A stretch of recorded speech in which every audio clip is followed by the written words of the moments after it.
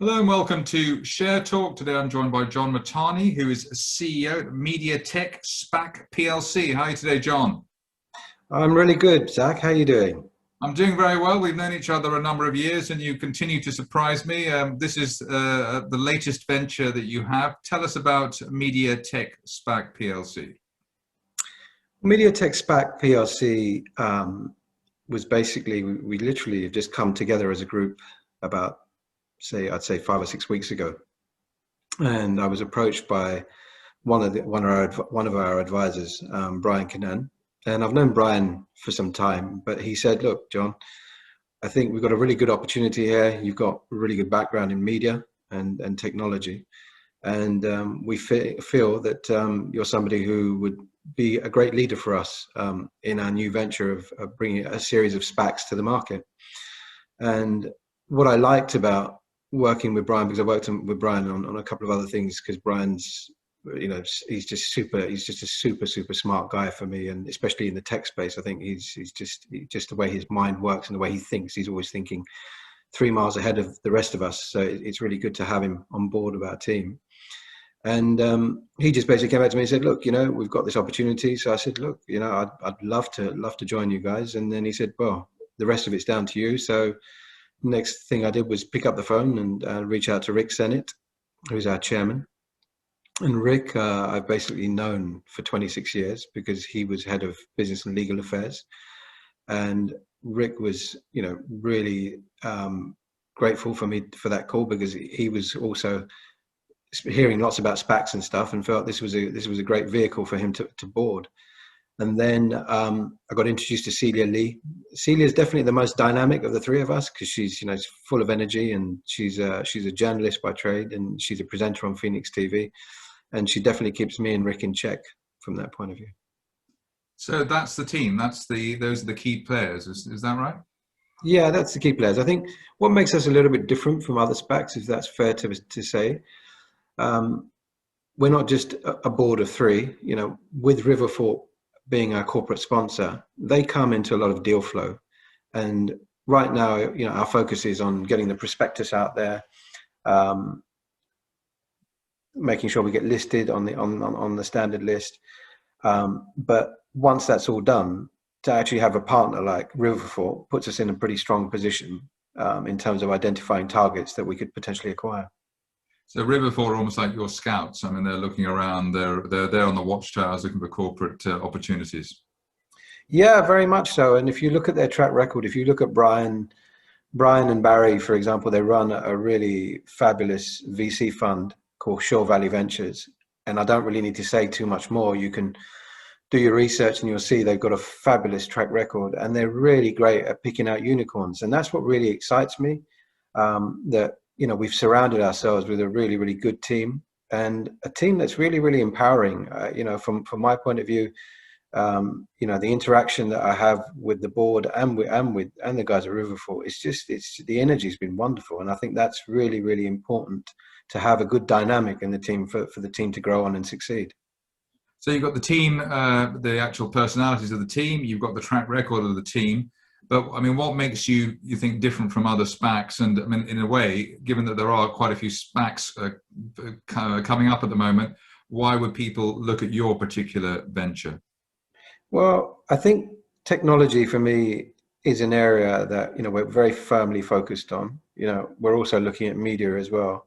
But what really excites me about technology is you can find businesses where you identify a strong team, you look at their product and service, and then you identify, is this company something that we can take globally? And that's what really excites me, to really create that sort of hockey stick type of growth, in terms of being able to take a business, and giving it the launch pad by putting some money into it, giving it the resources it needs, and really helping it achieve its strategic objectives.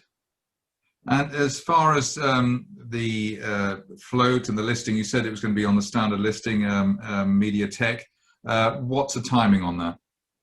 So we've already kicked off the process. So we're in the process of preparing a prospectus that has to be submitted to the FCA. And then once we'll have a series of engagements with the FCA, hopefully, you know, we've got as I said, you've got a very strong and clean board. You know, we've obviously we'll have sufficient cash to make sure that you know, we meet all of the FCA requirements, and then once they sign off, you know, we can look to list on the standard list and get the show up and running. So that would be what, a couple of months? Is that the current time? Yeah, I would say 2 months. You know, we're working pretty actively, you know, on trying to get that. You know, we've got very good lawyers in place, and we've got a very good in-house lawyer, Mark Wheeler, who's been absolutely fabulous.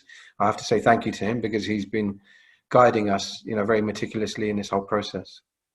Right, I think we're both probably old enough to remember the time, the .com boom, and when TMTs and other things, other acronyms were around. That sort of might fill some of us with dread. I mean, how is the current technology boom different from the first one, let's say?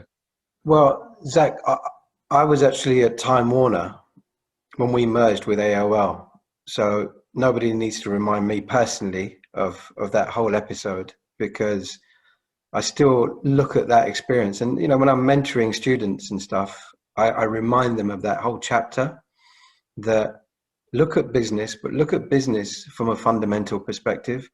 Don't get carried away in the hot air that sometimes comes to face. And, you know, just looking back at that period, I recall it very, very distinctively. Walking into the office on January the 10th, it was on the front of the Financial Times that AOL and Time Warner were merging in a $350 billion merger 21 years ago. I mean, the valuation was just astronomical. You know, they'd used a price to earnings ratio of 90 times, which was just unheard of, but they managed to sell it to Wall Street. Unfortunately, the rest is history, because our stock price over the next 3 years fell from $90 down to $6. And quite frankly, I thought the company was actually on the verge of going bust. Fortunately, the management reacted really, really well.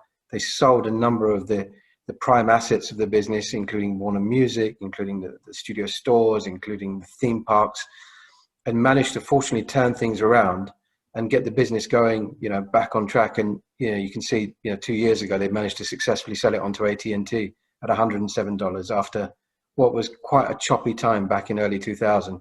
But back to your question, technology has evolved tremendously, and technology, you know, particularly in the last 12 months, you know, listening to a lot of tech CEOs, particularly if you listen to the guys at Google or Microsoft, for example, their view is their businesses have advanced tremendously because of the pandemic. You know, technology's played a crucial part in actually ensuring that, you know, businesses have managed to continue to operate with good technology in place.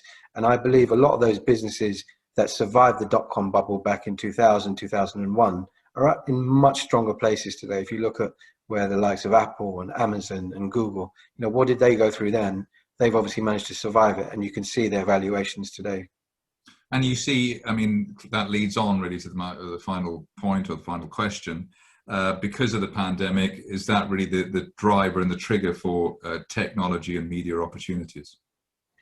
I mean, I would say it's probably one of the reasons, but I think for me personally, I've always been a tech investor. I've loved, you know, over all of the sectors that I've invested in the past, you know, I think technology is the one that excites me the most. You know, you look at sectors like AI, you look at crypto, you look at cybersecurity, you look at cloud computing. There's just so many really, really exciting areas, which, you know, are very early stage, you know, still looking to grow.